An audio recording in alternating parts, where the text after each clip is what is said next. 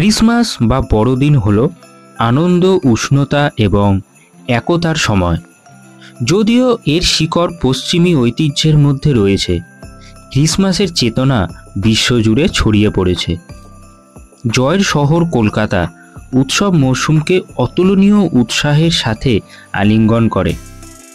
এই প্রাণবন্ত মহানগরে ক্রিসমাস শুধুমাত্র একটি ছুটির দিন নয়, এটি এমন একটি উদযাপন যা সমস্ত সম্প্রদায়ের মানুষকে একত্রিত করে এটিকে বছরের একটি বিশেষ সময় করে তোলে।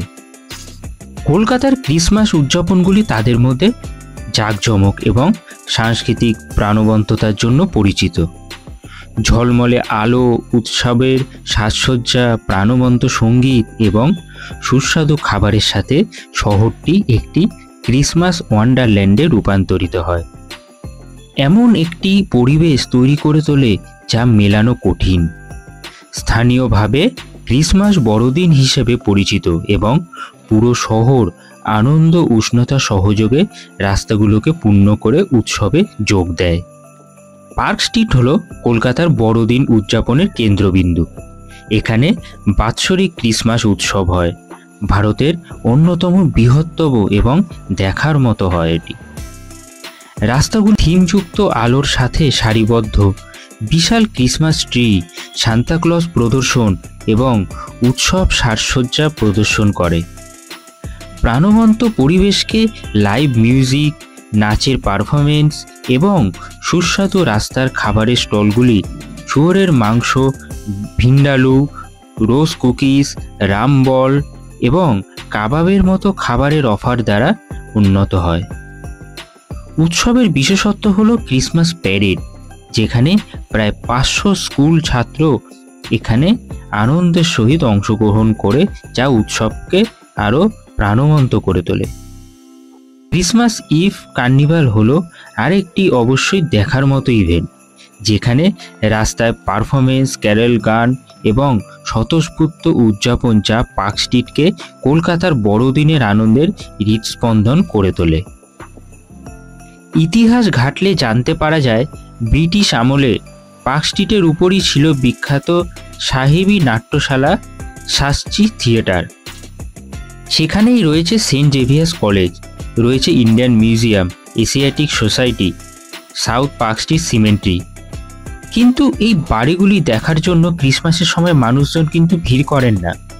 তাহলে এই সময় রাস্তার উপর বাঙালি কেন হেঁটে পা ব্যথা করেন বলুন তো? ইতিহাস বলছে পার্ক স্ট্রিটের উপর ছিল গভর্নর ভ্যানসিটারের নিবাস। পুরনো আমলের বাড়ির ধাঁচে তৈরি বাংলোর পাশেই ছিল পাঁচিল ঘেরা এক বিশাল বাগান। এই বাগানের মালিক ছিলেন উইলিয়াম ফ্র্যাঙ্কল্যান্ড নামে এক সাহেব। বাগান লাগোয়া ঐতিহ্যপূর্ণ বাড়িটির মালিক গভর্নর হেনরি থাকলেও বেশি বছর থাকতে পারেননি, কারণ নবাব সিরাজউদ্দৌলা কলকাতা আক্রমণের সময় প্রাণ বাঁচতে পরিবারকে ফেলে পালিয়ে যান তিনি। তারপরে 1774 সাল থেকে 1782 সাল পর্যন্ত ওই বিলাসবহুল বাড়িতে ছিলেন সুপ্রিম কোর্টের বিচারপতি স্যার ইলোজা ইম্পে। বাড়ির চতুর্দিকে ছিল একটি বিশাল ডিয়ার পার্ক। বিচারপতির শখের জন্যই তৈরি করা হয়েছিল এই পার্ক। পার্কে ছিল প্রচুর হরিণ। এর বিস্তৃত ছিল বিশাল। ক্যামাক স্ট্রিট থেকে রাসেল স্ট্রিট, দক্ষিণের দিক থেকে বেরিং গ্রাউন্ড পর্যন্ত ছিল ঘন গাছে ঘেরা বিশাল ফটক। সেই থেকে এই রোডের নাম হয় পার্ক স্ট্রিট।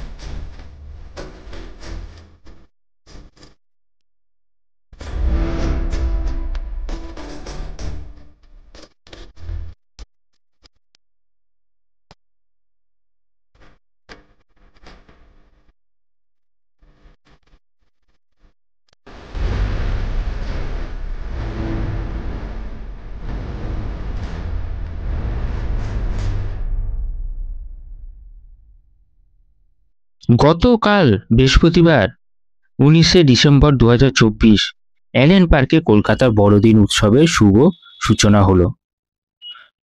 শুভ উদ্বোধন করলেন পশ্চিমবঙ্গের মাননীয় মুখ্যমন্ত্রী মমতা বন্দ্যোপাধ্যায়। পাশাপাশি কলকাতাকে ভারতের সংস্কৃতির রাজধানী আখ্যা দিয়েছেন তিনি। মুখ্যমন্ত্রী জানিয়েছেন, অ্যালেন পার্কের বড়দিন কার্নিভাল 19শে ডিসেম্বর থেকে 30শে ডিসেম্বর পর্যন্ত চলবে। তার মাঝে 24শে ডিসেম্বর ও 25শে ডিসেম্বর অ্যালেন পার্ক বন্ধ থাকবে। সেই অঞ্চলে যান চলাচল সম্পূর্ণ নিয়ন্ত্রণ করা হবে। মানুষ কেবল হাঁটা পথে এই বিপুল সাজসজ্জা এবং খাবারের আনন্দ উপভোগ করবেন। এরপর 26শে ডিসেম্বর থেকে 30শে ডিসেম্বর পর্যন্ত অ্যালেন পার্ক খোলা থাকবে এবং সেখানে পূর্ব নির্ধারিত অনুষ্ঠান সূচি অনুযায়ী সমস্ত অনুষ্ঠান অনুষ্ঠিত হবে।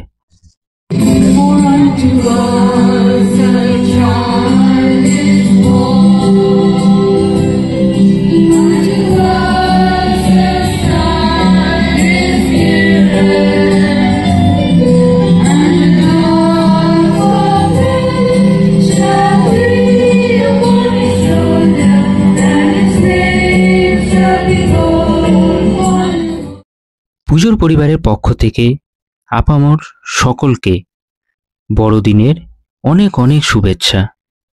সকলে ভালো থাকবেন। এই ভিডিওটি কেমন লাগলো আমাদের অবশ্যই কিন্তু কমেন্ট করে জানাবেন। ভালো লাগলে একটি লাইক করে দেবেন। পরবর্তী ভিডিওতে আবার দেখা হবে। সবাই ক্রিসমাস, বড়দিন ও নতুন বছরকে স্বাগত জানানোর সময়কে চেটেপুটে উপভোগ করুন। দেখা হচ্ছে পরের ভিডিওতে। সকলে ভালো থাকবেন, সুস্থ থাকবেন। ধন্যবাদ।